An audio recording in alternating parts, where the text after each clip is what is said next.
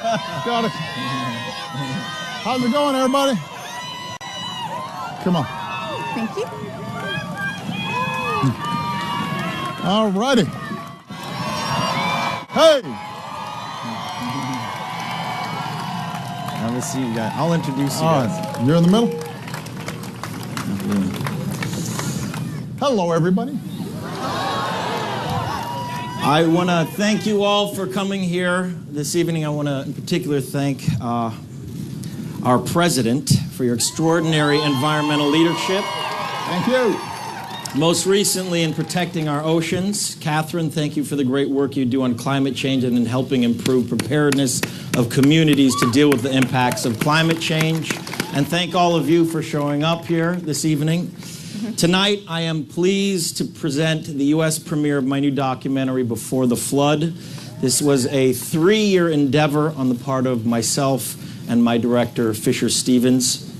Together, we traveled from China to India, to Greenland, to the Arctic, Indonesia, to Micronesia, to Miami, to learn more about the effects of climate change on our planet and highlight the message from the scientific community and leaders worldwide on the urgency of the issue. This film was developed to show the devastating impacts that climate change is having on our planet and, more importantly, what can be done.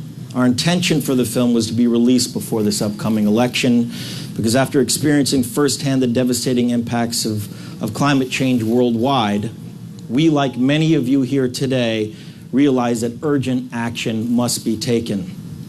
This moment is more important than ever. We must empower leaders who not only believe in climate change but are willing to do something about it. The scientific consensus is in, and the argument is now over. If you do not believe in climate change, you do not believe in facts or in science or empirical truths, and therefore, in my humble opinion, should not be allowed to hold public office. So with that, I am so very honored and pleased to be joined on stage with one of those leaders, a president who has done more to create solutions for the climate crisis than any other in history, President Barack Obama. Hey. Thank you. Along with leading climate scientists, Catherine Hayhoe, for this conversation about how we can make real progress on this issue. So with that, let us begin with the first question.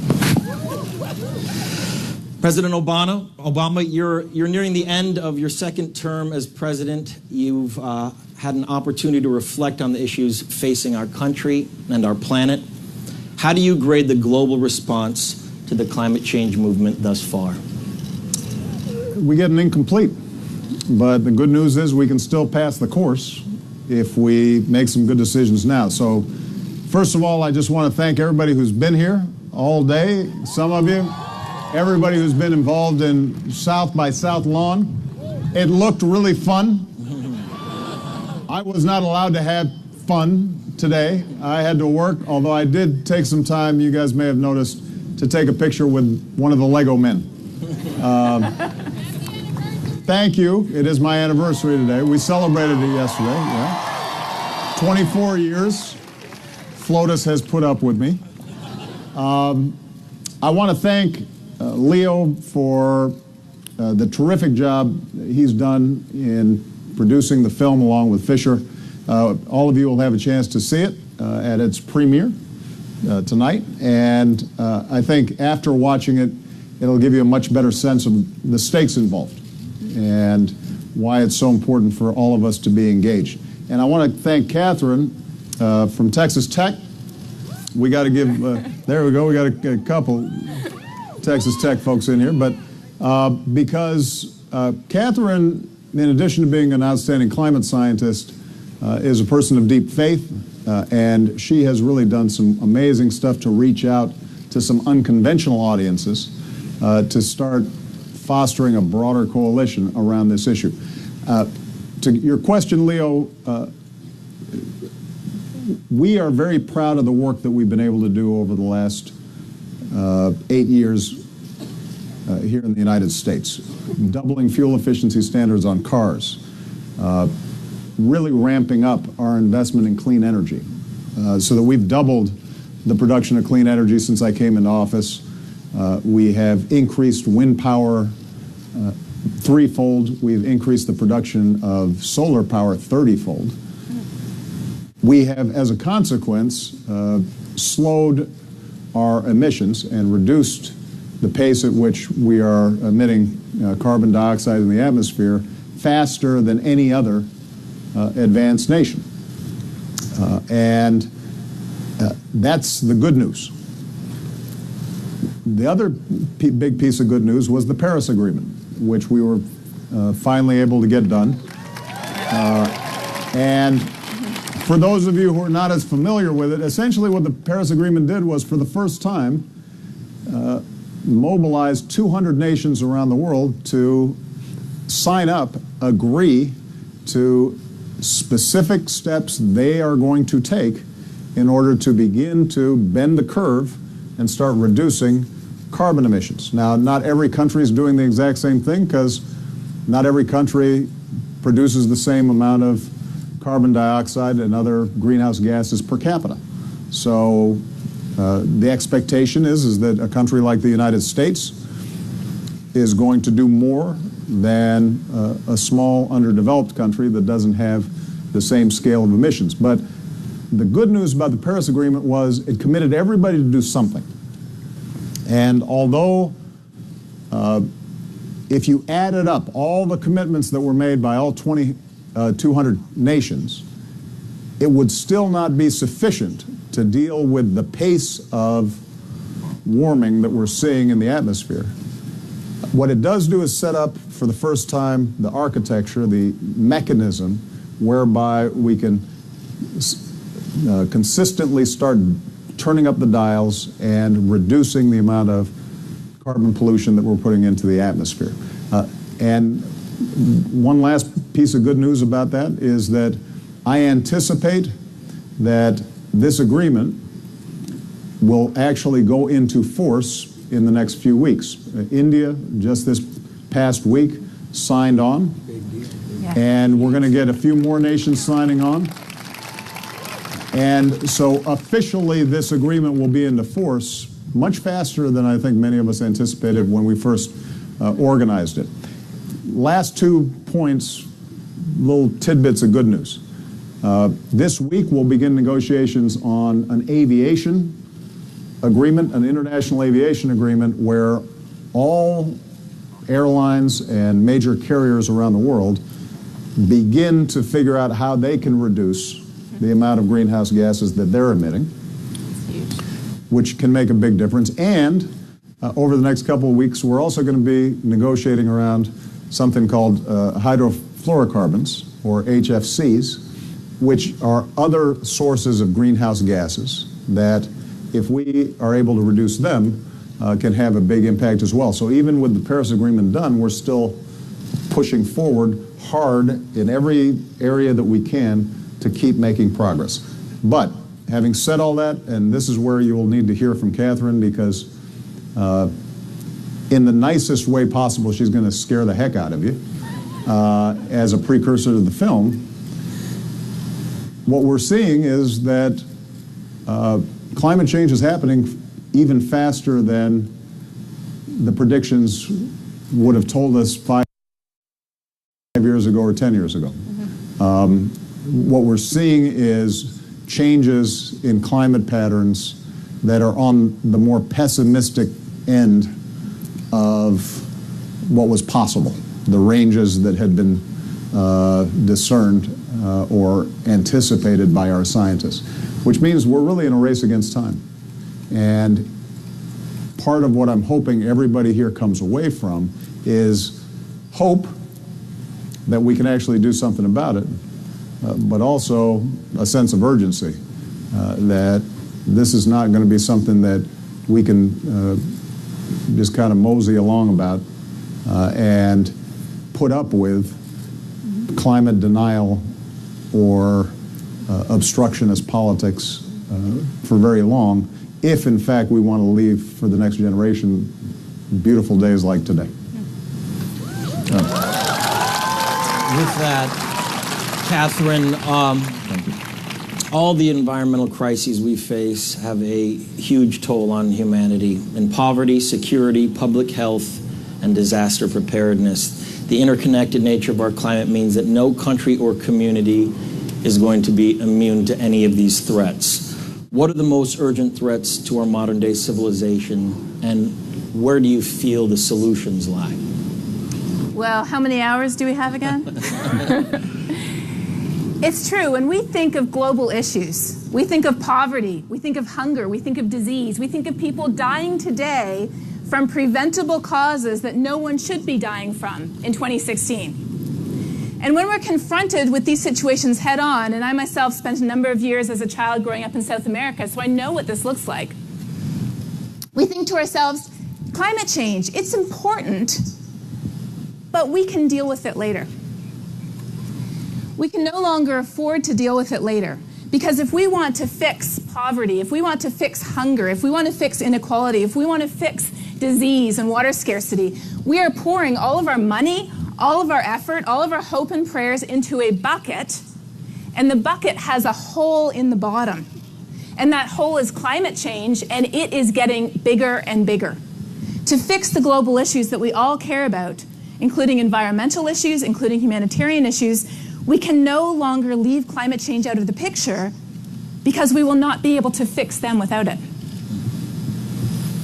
Mr. President, and before the flood, we see examples of the environmental impacts of corporate greed from the oil and gas industries, for example, what's happening right now in Standing Rock. But some companies are starting to realize that addressing the climate change issue can actually spur economic activity. How do you get more companies to start moving in this direction, to take fundamental action into their business decision? Well, companies respond to incentives. And the question then becomes, can we harness the power and the creativity of the marketplace to come up with innovation and solutions? And look, the economics of energy are extremely complicated, but let me just simplify it as much as possible. Dirty fuel is cheap because we've been doing it a long time. So we know how to burn coal to produce electricity. We know how to burn oil, and we know how to burn gas. And if it weren't for pollution, the natural inclination of everybody would be to say, let's go with the cheap stuff. And particularly when it comes to poor countries, you take an example like India, where hundreds of millions of people still don't have electricity on a regular basis. And they would like to have standards of living that, if not immediately as high as ours, at least would mean that they're not engaging in back-breaking work just to feed themselves or keep warm. It's completely understandable that their priority is to create electricity for their people. And if we're going to be able to solve this problem, we are going to have to come up with new sources of energy that are clean and cheap. Now that's going to involve research, it's going to involve investment in R&D, and there are going to be startups and innovators, and there's some in this audience who are doing all kinds of amazing things, but it takes time to ramp up these new energy sources, and we're in a battle against time. The best way we can spur that kind of innovation is to either create regulations that say, figure it out, and if you don't figure it out, then you're going to pay a penalty, or to create something like a carbon tax, which gives an economic incentive for businesses to do this. Now, I'll be honest with you.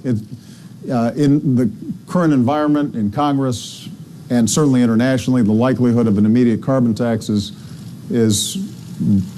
a ways away. But if you look at what we're doing just with power plants, a major source of greenhouse gases, we put forward something called the Clean Power plan, Clean Power Rule, is a centerpiece of our climate change strategy. And we did this under existing authorities under the Environmental Protection Act. And what we're saying to states is, you can figure out the energy mix, but you've got to figure out how to reduce your carbon emissions. And you need to work with your utilities, and you need to work with your companies, and come up with innovative solutions. And we're not going to dictate to you exactly how you do it, but if you don't start reducing them, you're going to have problems. And we'll come up with a plan for you.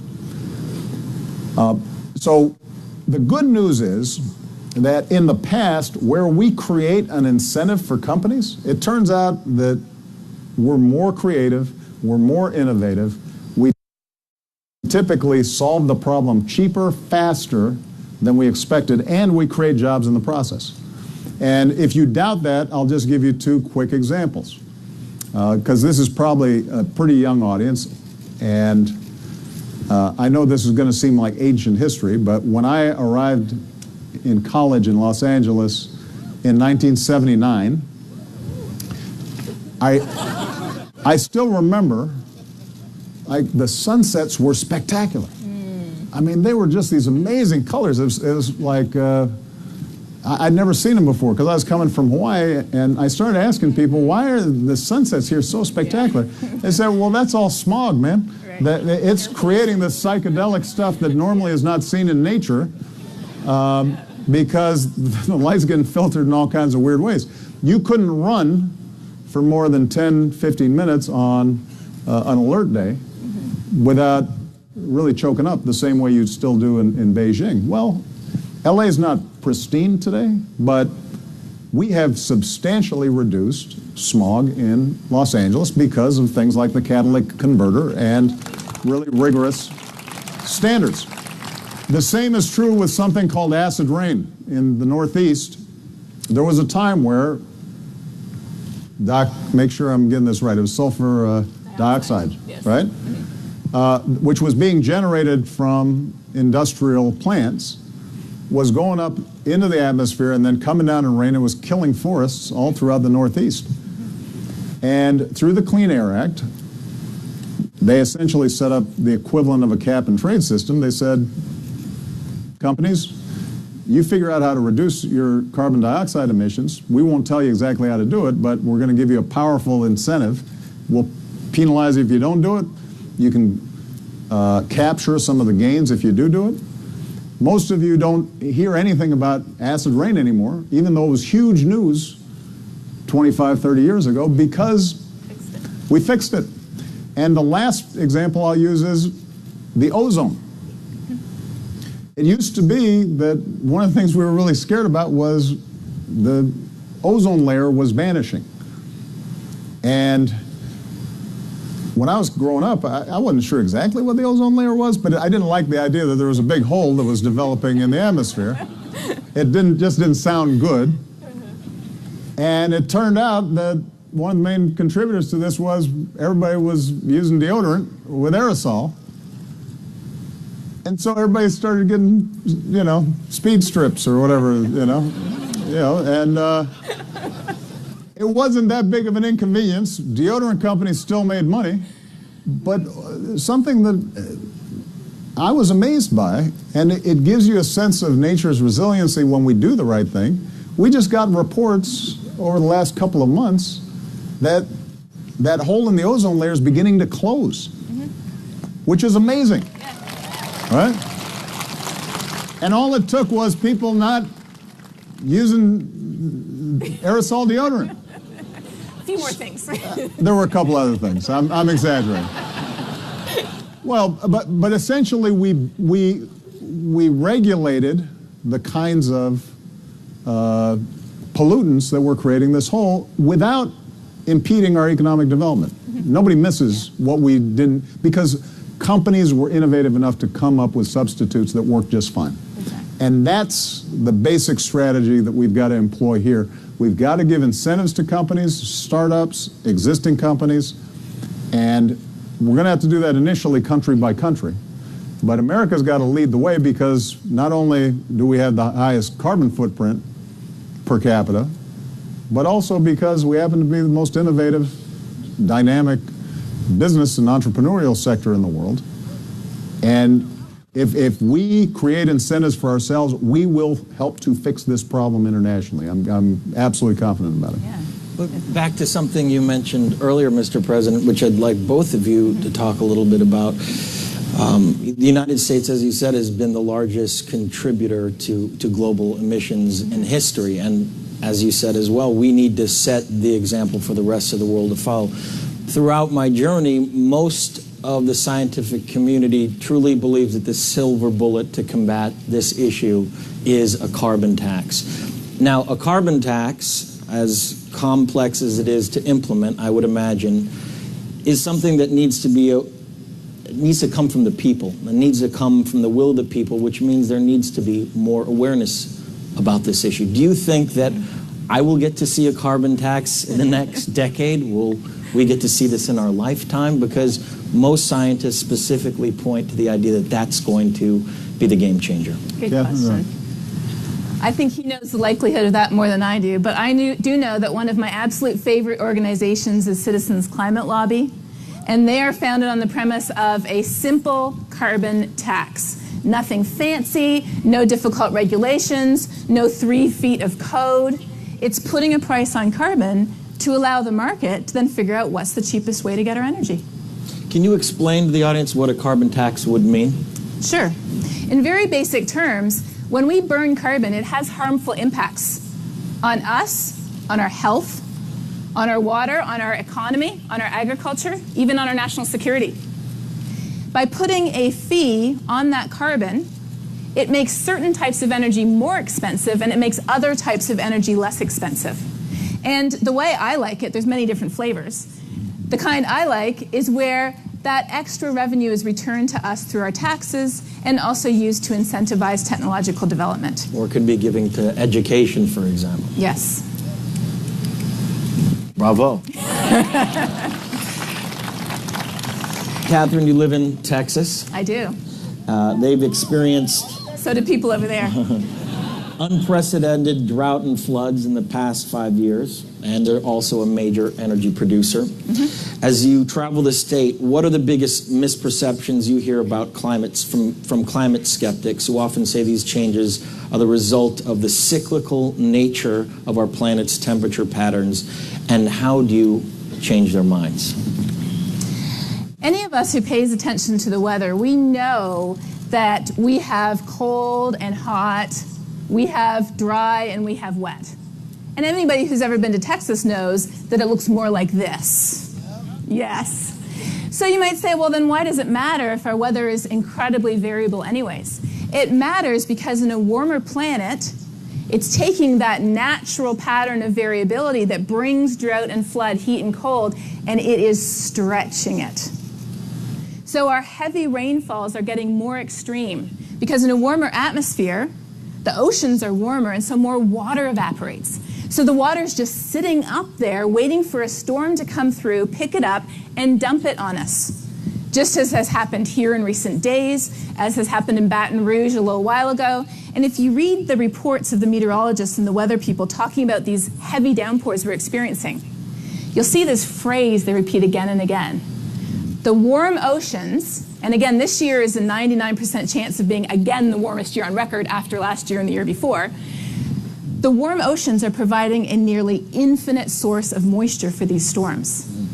But at the same time, when we're in a dry period, as we get all the time in Texas, and it's hotter than average, then all of the moisture in our soil and our reservoirs evaporates quicker, leaving us drier for longer periods of time.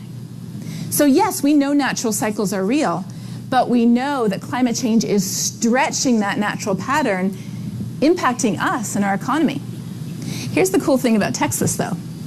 What do you think of when you think of Texas? Wind power. Wind power, yes. I cheated. He cheated. He knows the answer. Texas knows energy. And here's the cool thing about Texas. Did you know that already Texas is getting 10% of its electricity from wind? On a windy night, we get 50% of our energy from wind.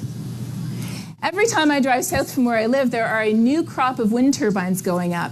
And a couple of years ago, I spent an afternoon on a farm down in La Mesa, Texas, with a very conservative farmer. Wasn't too sure about the scientists showing up, but I was from Texas Tech. And after about an hour, we figured out that I knew somebody who knew somebody who went to his church and vice versa. So we were good.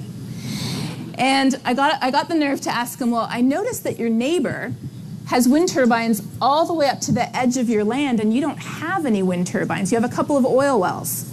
Is there any reason you don't have wind turbines? And I expected something along the lines of, oh, those are for those sissy tree huggers or something. And he said, yes, there is a reason. And I said, well, may I ask what it is? And he said, I've been on the list for 2 years. I've been waiting for my wind turbines. I said, well, why do you want them? He said, because the check arrives in the mail. In Texas, we have entire towns going 100% renewable because it is the cheapest way for them to get their energy. We have Fort Hood, which is the biggest military installation in the US, signing a new electricity contract for wind and solar because they can save the American taxpayer $165 million by going green.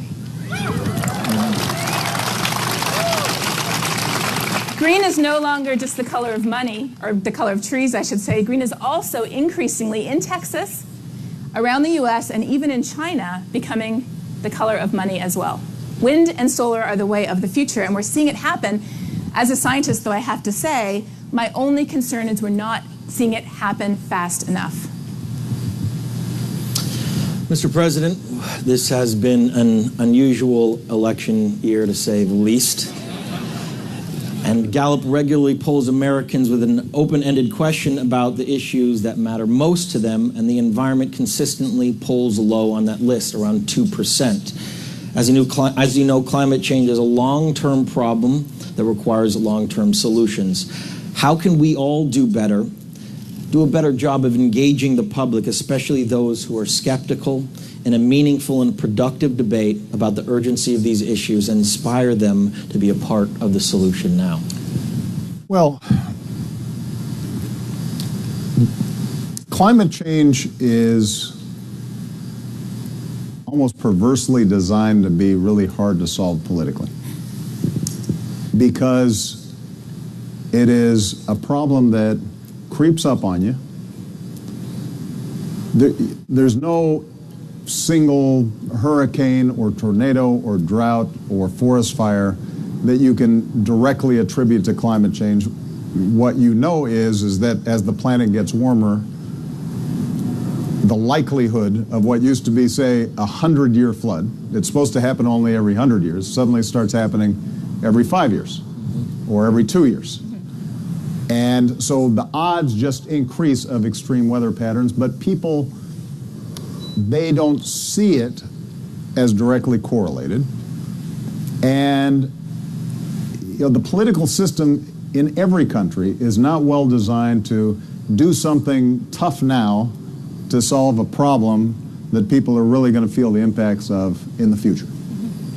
The natural inclination of political systems is to push that stuff off as long as possible.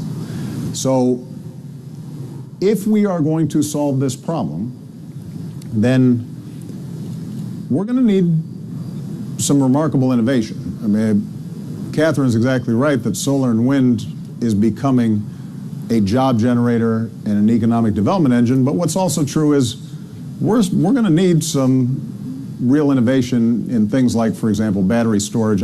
How do we keep wind and solar stored without too much leakage so that when the wind's not blowing or the sun's not shining, we still have regular energy power?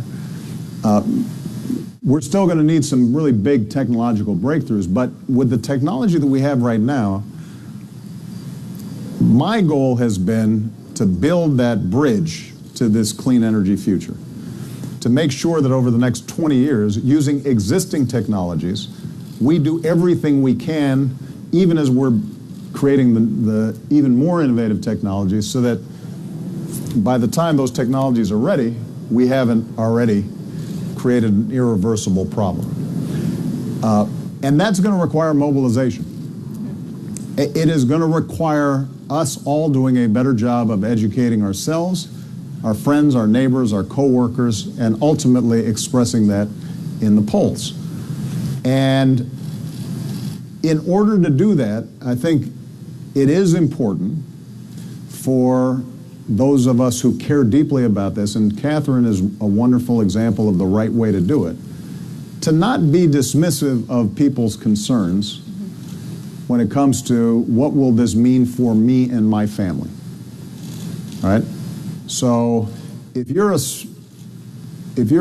working class family and dad has to drive 50 miles to get to his job, and he can't afford to buy a Tesla or a Prius, and you know, the most important thing to him economically to make sure he can pay the bills at the end of the month is the price of gas.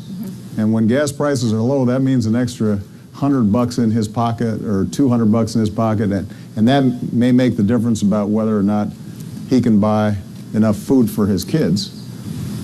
You know, if you just start lecturing him about climate change and what's going to happen to the planet 50 years from now, it's just not going to register. So part of what we have to do, I think, is to engage, talk about the science, talk about the concrete effects of climate change. We have to make it visual and we have to make it vivid in ways that people can understand.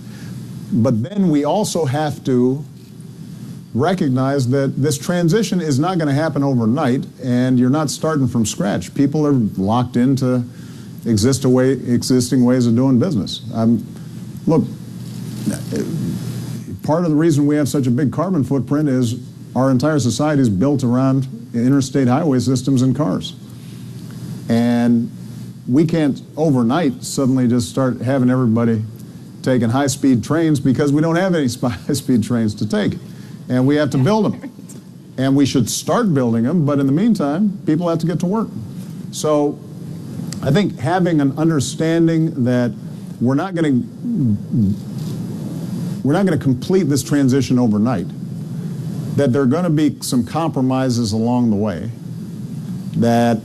that's frustrating because the science tells us we don't have time to compromise. On the other hand, if we actually want to get something done, then you know, we got to take people's immediate current views into account. That's how we're going to move the ball forward. And I'll just give you one example. And this is, you know, generally there's a pretty sympathetic crowd, but some folks will, you know, push back on this. When you think about coal, we've significantly reduced the amount of power that we're generating from coal, and it's going to continue to go down. Well, number one, coal miners feel like they've been battered. And they often blame me and my tree hugger friends for having created real economic problems in places like West Virginia or parts of Kentucky or parts of my home state of Southern Illinois. Interestingly enough, one of the reasons why we've seen a significant reduction of coal usage in the United States is not because of our regulations. It's been because natural gas got really cheap as a consequence of fracking. Now, there are a lot of environmentalists who absolutely object to fracking because their attitude is sometimes it's done really sloppy and releases methane that is even a worse greenhouse gas than carbon dioxide. It leaks into people's water supplies and aquifers, and when done improperly can really harm a lot of people. And their attitude is we got to leave that stuff in the ground if we're going to solve climate change. And I get all that. On the other hand, the fact that we're transitioning from coal to natural gas means less greenhouse gases. Same thing with nuclear power. People don't like nuclear power because they have visions of Chernobyl or 3 Mile Island. What are we doing with the storage of the waste? Nuclear power generally evokes a lot of stuff in our imaginations. But nuclear power doesn't emit greenhouse gases.